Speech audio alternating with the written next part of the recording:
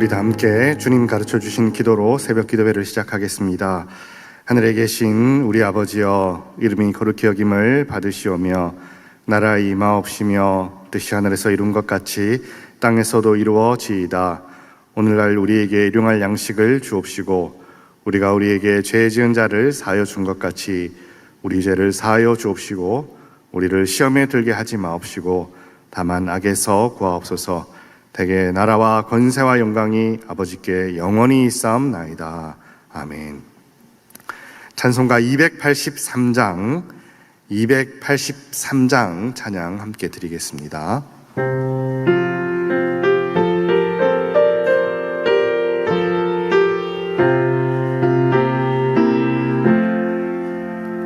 나 속죄함을 받은 후 한없는 기쁨을 다 헤아릴 수 없어서 늘 찬송합니다. 나 속죄받은 후 주를 찬미하겠네. 나 속죄받은 후 주의 이름 찬미하겠네. 나 속죄함을 받은 후 내 맘이 새로워 주 뜻을 준행하면서 죄 길을 버리네.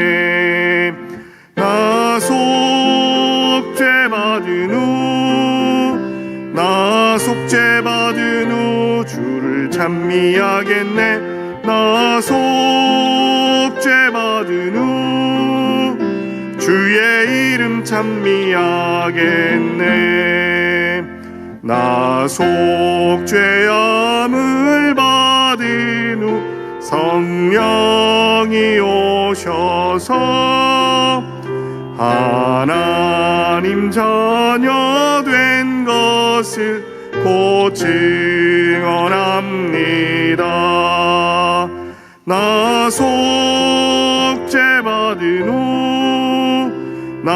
속죄받은 후 주를 찬미하겠네. 나 속죄받은 후 주의 이름 찬미하겠네. 나 속죄함을 받은 후 보혈의 공로로 내 주의 은혜 입으니 늘 평안합니다. 나 속죄받은 후 주를 찬미하겠네.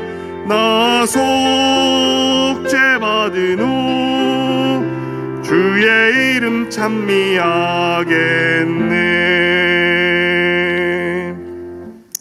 찬송가 421장 찬양 드리겠습니다.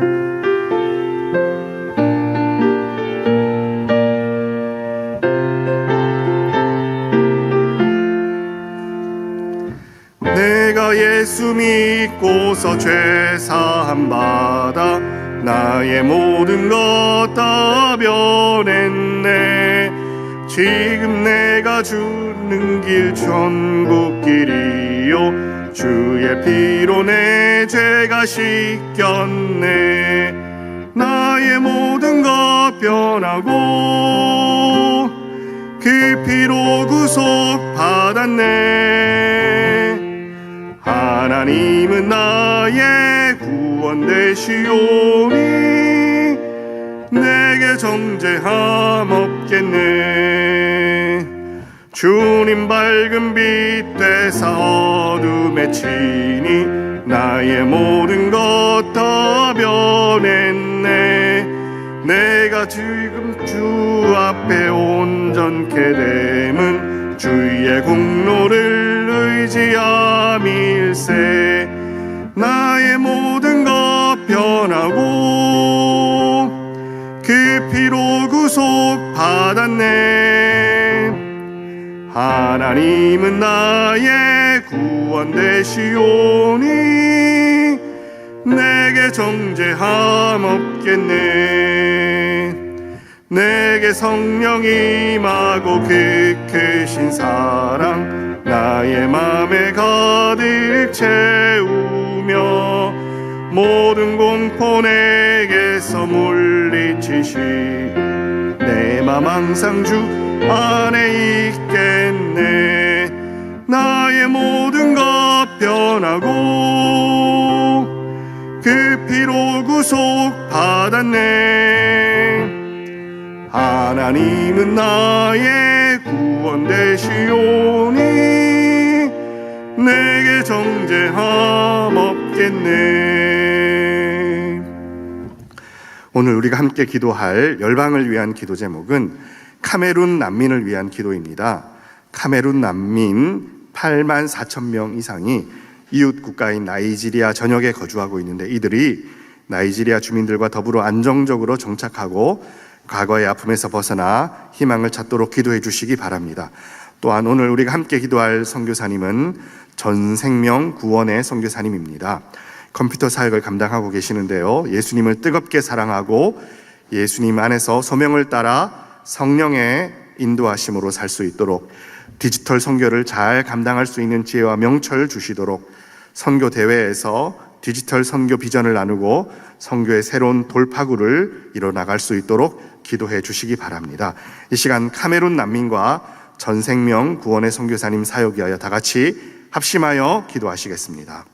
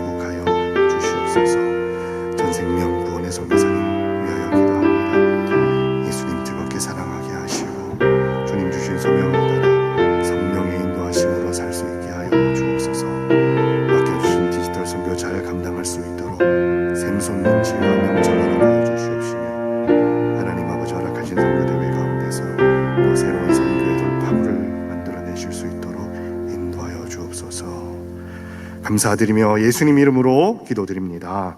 아멘. 오늘 우리에게 주시는 하나님 말씀은 사도행전 9장 19절 하반절에서 31절 말씀입니다. 사도행전 9장 19절 하반절에서 31절 말씀입니다. 저와 여러분이 한 절씩 교독하시겠습니다. 사도행전 9장 19절 하반절을 제가 먼저 봉독하겠습니다. 사울이 다메섹에 있는 제자들과 함께 며칠 있을새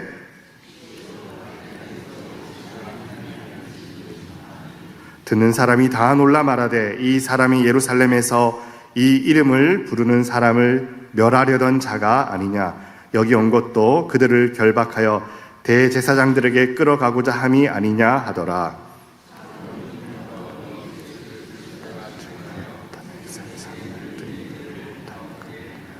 여러 날이 지남에 유대인들이 사울 죽이기를 공모하더니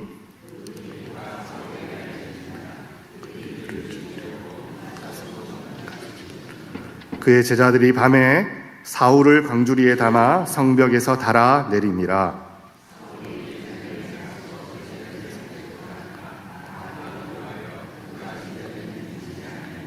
바나바가 데리고 사도들에게 가서 그가 길에서 어떻게 주를 보았는지와 주께서 그에게 말씀하신 일과 다메섹에서 그가 어떻게 예수의 이름으로 담대히 말하였는지를 전하니라.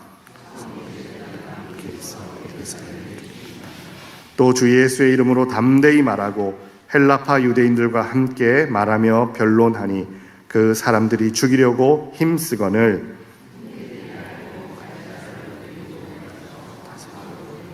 함께 읽겠습니다. 그리하여 온 유대와 갈릴리와 사마리아가 평안하여 든든히 서가고 주를 경외함과 성령의 위로로 진행하여 수가 더 많아지니라. 아멘. 여러분, 인간의 역사 가운데 커다란 영향력을 끼친 사람들이라고 한다면은 대개는 그 위대한 통치자나 정복자들을 떠올릴 수 있습니다. 이런 사람들의 정복과 통치 때문에 역사가 크게 바뀌었다라고 생각할 수 있기 때문입니다. 그러나 사도 바울은 비록 위대한 제왕이나 정복자는 아니지만 인류 역사에 있어서 큰 변화를 가져온 인물로 일반 역사에서도 평가를 받습니다. 사도행전 16장에 보면 성령께서 아시아에서 복음을 전하지 못하게 하셔서 바울이 오늘날 그리스 북부 지역인 마케도니아로 건너가서 복음을 전한 것은 인류 역사의 가장 중요한 변곡점 중에 하나라고 합니다. 우리가 알고 있는 기독교 문화를 가진 그런 유럽의 출발이 바울의 전도에서부터 시작되었고, 문명사적으로 보더라도 한 번도 다른 대륙을 앞선 적이 없었던 유럽이 이렇게 복음을 받아들이고 기독교를 발판으로 다른 문명을 앞서는 그런 기초를 마련했다라고 평가받기 때문입니다. 그런가 하면 신학적으로도 예수님으로부터 시작된 이 복음의 역사가 바울에 의해서 비로소 이 신학적인 체계를 완성하였다라고 보는 사람들도 많습니다. 그래서 바울은 비록 통치자나 정복자가 아니지만 인간의 역사를 바꾼 가장 중요한 인물들 가운데 항상 손에 꼽히곤 합니다. 이런 바울이 이렇게 쓰임 받게 된 것은 우리가 오늘 함께 읽은 본문 바로 앞에 나오는 다메섹으로 가는 도중에 예수님을 만난 사건 때문이죠. 이 사건 때문에 바울은 글자 그대로 180도 바뀐 인생을 살아가게 됩니다. 그는 한때 갈릴리 출신으로 나무 위에 달려 죽은 한 남자가 저주받은 남자라고, 저주받은 인생이라고 생각했었습니다. 그러나 그는 다메섹 사건 이후에 그분을 위해서 인생을 살았습니다. 자신이 믿어 의심치 않았던 모든 주장을 다 버리고 전혀 반대의 이야기를 진리로 받아들이며 이제까지 살면서 맺어온 모든 관계들을 다 부인하고 한때는 원수라고 여기던 사람들을 형제 자매로 받아들이고 그 사람들을 자신의 진정한 피부치이자 공동체로 받아들이지요. 믿음이 있노라 하지만 비교해서 보면은 참 더디게 변하는 우리의 모습을 생각해 본다면 사도 바울의 이런 회심은 그 어떤 그리스도인들보다 급진적이고 급격한 변화의 모습을 보여주기 때문에 성경을 읽으시다가 한 번쯤은 나도 참 이렇게 변화된 모습으로 살고 싶다라는 생각을 하셨을 것 같습니다. 바리새파의 엄격한 교육을 받으면서 자랐고 누구보다도 유대교와 율법에 열심히 있었던 인물이 사울입니다. 자신이 가진 종교적 신념에 투철한 것은 얼마든지 그럴 수 있지만 여러분, 그런 종교적 신념 때문에 내가 얼마든지 다른 사람을 죽일 수도 있다라고 한다면 우리가 과연 그런 열심을 정상적인 종교적인 신념이라고 할 수 있겠습니까? 그런데 사울은 스데반이라는 헬라 출신의 유대인을 돌로 쳐서 죽일 때에 사람들의 겉옷을 지켰으며 한편으로 그의 죽음을 너무나도 당연한 것으로 여겼습니다. 유대교의 주석이라고 할 수 있는 미시나에 따르자면 사울은 스데반이 죽을 때 사람들의 옷을 지켰기 때문에 물리적으로 그의 죽음을 가장 가까이서 지켜본 인물입니다. 새벽부터 조금 듣기 힘드실 수 있겠지만 사람을 돌로 칠 때 어떻게 치냐면 가장 먼저 첫사람이 돌로 스데반의 머리를 치고 이어서 두 번째로 다른 한 사람이 가슴으로 돌로 가슴을 내려칩니다. 그리고 이어서 나머지 많은 사람들이 한꺼번에 돌을 던져서 그 사람을 죽이게 되는데, 스데반을 향해 날아드는 수없이 많은 돌들을 가장 가까이에서 지켜보았고, 또 그 많은 돌 팔매질 끝에 스데반이 무슨 말을 했고 어떻게 죽음을 맞이했는지 누구보다도 자세하고 생생하게 가까운 자리에서 지켜본 인물이 사울입니다. 그렇게 가장 지근 거리에서 죽어가는 스데반을 보면서 한 번의 양심의 가책도 없이 그의 죽음이 마땅하다고 생각한 인물이 바로 사울입니다. 그런 사울이 다메섹으로 가다가 예수님을 만났다고 하는데, 그 다메섹은 왜 가려고 했습니까? 동일하게 예수 믿는 이단들을 잡기 위해서 가던 길이었습니다. 다메섹에서 채 반나절도 안 떨어진 노중에서 태양보다 더 밝은 빛으로 임하신 예수님을 만난 이후에 그 빛 때문에 눈이 멀어서 이후 3일 동안 먹지도 마시지도 못하고 금식을 하게 되었지요. 그리고 그 직후 아나니아가 그를 찾아와서 안수한 이후에야 다시 눈을 뜨고 볼 수 있게 되었습니다. 오늘 19절 하반절에서 사울이 다메섹에 있는 제자들과 함께 며칠을 있었다라고 기록하고 있는데, 이렇게 사실 시간 계산을 해보자면 정말 불과 며칠 전까지 이 사울이라는 인물은 예수와 그의 제자들을 향해 누구보다도 강한 적개심을 가지고 그런 사람들은 죽어 마땅하다라고 생각을 했었는데, 생각해보면은 열흘도 채 되지 않았을 만한 이 며칠 사이에 이 사울의 생각이 얼마나 급격하고 많은 변화를 일으키게 되었는지 상상해 볼 수 있습니다. 22절 말씀을 한번 보시기 바랍니다. 사울은 힘을 더 얻어 예수를 그리스도라 증언하여 다메섹에 사는 유대인들을 당혹하게 하니라. 다메섹 사건 때문에 사울의 생각에 얼마나 큰 변화가 일어났는지, 그는 갑자기 사람이 180도 뒤바뀌어서 예수가 그리스도 곧 구약이 이야기하는 메시아라고 이야기하면서 다메섹의 회당들을 전전합니다.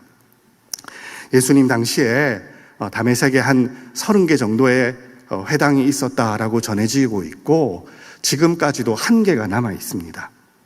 그 30개 가까운, 어쩌면 30개 넘었을 회당들을 다니면서 분명히 예수 믿는 사람들 잡으러 오기로 했던 그 사울이 예수가 도리어 메시아라는 이야기를 하고 돌아다녔을 때 다메섹에 살고 있는 유대인들이 얼마나 많이 당황했겠습니까?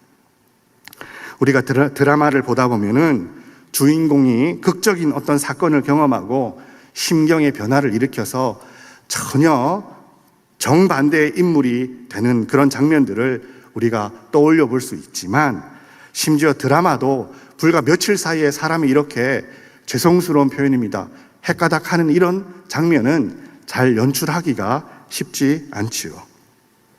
시간이 얼마나 지났다고 단 한 번의 경험 때문에 이단이라고 생각하던 인물을 메시아라고 주장한다는 게 말이나 되겠습니까? 마치 우리나라에도 지금도 자기가 예수라고 주장하는 사람들이 수십 명이 있는 것처럼, 예수님께서 태어나시고 공생애를 사시고 죽으시고 부활하셨던 1세기 당시에도 예수님 시대 전후를 하여서 유대 땅에 자칭 메시아들이 많았었습니다. 사울의 경험이 워낙 극적이었기 때문에 100번 양보하여서 그런 경험이 예수님을 메시아로 인정하게 만들었다, 우리가 그렇게 가정해 보더라도, 그럼에도 사도 바울의 회심은 한 걸음 더 나아가서 매우 급진적이라고 할 수 있는데, 그 이유는 그가 예수님께 대하여 이야기하는 또 다른 증언 때문입니다. 우리 20절 말씀을 함께 읽겠습니다. 20절입니다. 즉시로 각 회당에서 예수가 하나님의 아들이심을 전파하니. 사울이 예수님을 만난 후 사람들에게 공개적으로 얘기하는 사실 가장 최초의 진술은 예수님이 메시아이다라는 얘기 이전에 예수님이 하나님의 아들이라는 증언이었습니다.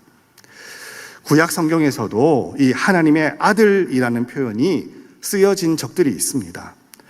천사를 향해서 하나님의 아들이라는 표현이 쓰여진 곳도 있고, 또 이스라엘 민족 전체를 일컬어서 하나님의 아들이라는 표현이 쓰여지기도 했습니다. 그런가 하면 구약에 등장하는 왕들 중에 일부를 향하여서, 혹은 더 넓게는 앞으로 오실 메시아를 향해 하나님의 아들이라는 표현을 쓰기도 했었습니다. 그런데 사실 이 모든 표현들은 다 은유적인 성격을 가지고 있습니다. 그러나 지금 사울이 사람들 앞에 증언하고 있는 것은 이런 은유적인 표현을 넘어서서 예수님의 신성, 곧 성자 하나님 되심에 대한 신앙 고백이 담겨 있는 것입니다. 지금도 하나님이 한 분, 유일신이라고 믿는 유대인들의 입장에서 보자면은 성자 하나님, 성부 하나님, 성령 하나님, 이런 삼위일체로는 망령되기 그지없는 이야기입니다. 하물며 1세기 당시에 예수께서 하나님이시자 바로 그 삼위일체 중에 한 분인 성자 하나님이라는 이야기를 공공연하게 하고 다닌다면, 그거는 사실은 예수가 메시아다라는 얘기보다도 훨씬 더 불경스러운 얘기가 됩니다. 한편으로 갈라디아서 1장과 고린도 후서를 참조해 보면 오늘 본문 19절과 26절 사이에는 3년 정도의 시간 차이가 존재한다라고 우리가 그렇게 알고 있습니다. 그렇다고 사울이 이 3년 가까운 시간을 통해 많은 아라비아에서의 묵상과 연구 끝에 예수님이 누구신지 완전히 새로운 깨달음을 얻었다라고 할 수도 없습니다. 사도 바울이 그의 일생을 통해 사도로 부르심을 받아 사역하는 가운데 처음에는 단순하게 예수님께서 구약이 이야기하는 메시아 정도로 생각하다가 어느새 시간이 흘러가면서 예수께서 하나님, 곧 성자 하나님이시라는 사실을 깨달았다는 것이 아닙니다. 지금이야 모든 성경이 완성되어져 있고 성경에 근거한 신학적인 지식이 정립되어 있어서 우리는 예수님께서 참 사람이시며 동시에 참 하나님, 곧 삼위 하나님의 한 위인 성자 하나님이라는 사실을 그대로 받아들입니다. 그러나 사울이 다메섹의 회당들에서 사람들에게 예수에 관한 얘기를 할 당시에는 아직 신약 성경이 한 권도 존재하지 않았고, 그 이후 교회 시대를 통하여서 어떤 공의회들을 통하여서 신학적인 개념이 정립된 때도 아니지요. 그럼에도 확실한 것은 그 다메섹으로 가는 노정의 빛으로 나타나신 예수님을 만난 이 사건은 사울에게 있어서 처음부터 예수님께 대한 온전하고 완전한 지식을 가지기에 충분한 사건이었다는 것입니다. 그리고 그렇게 예수님을 깊이 만난 사울의 경험과 예수님께 대한 온전한 지식이 그의 삶을 180도 바꾸어 놓을 만큼 급진적인 삶의 변화를 이끌어내는 원동력이 된다는 것입니다. 사랑하는 성도 여러분, 우리가 다 구원받은 성도이지만 우리의 삶이 하나님 닮은 모습으로 왜 이렇게 잘 변화되지 않는 것입니까? 어떤 때는 과연 내 안에 믿음이 있나 의심이 들 정도로 우리 삶의 성화가 왜 이렇게 더디게 진행될까요? 우리의 노력이 부족한 것이 이유일 수도 있고, 우리가 선한 싸움을 기피하는 것도 이유가 될 수 있으며, 우리의 본성이 원하는 대로 살아가려고 하는 여전한 모습 때문에 우리 삶의 변화가 더딜 수도 있을 것입니다. 그러나 그것보다 더 본질적인 것은 우리가 하나님을 깊이 만나고 십자가를 깊이 경험하는 그 은혜가 부족하기 때문입니다. 우리 모두가 사도 바울처럼 굉장히 특별한 환상을 봐야 된다는 것이 아닙니다. 어쩌면은 사도 바울처럼 이렇게 급진적이고 급변적인 변화가 필요하지 않을 수도 있습니다. 그러나 그것이 예배와 말씀 묵상 가운데 우리를 만나 주시는 은혜이건, 기도 가운데 하나님께서 우리를 만나 주시는 특별한 경험이건 간에, 혹은 일상생활 가운데서 사람들을 통하여 우리에게 하나님의 뜻을 드러내 주시는 방법이건 간에 하나님을 더 깊게 만나는 은혜가 반드시 먼저 선행되어져야지 우리 삶에 변화가 일어나는 것입니다. 하나님을 더 깊게 만나는 은혜가 먼저입니다. 하나님께서 우리에게 자신을 드러내 보여주시는 은혜, 곧 계시가 우리 삶에 가장 절실한 것입니다. 28절과 29절을 한번 보십시오. 사울이 제자들과 함께 있어 예루살렘에 출입하며 또 주 예수의 이름으로 담대히 말하고 헬라파 유대인들과 함께 말하며 변론하니 그 사람들이 죽이려고 힘쓰거늘.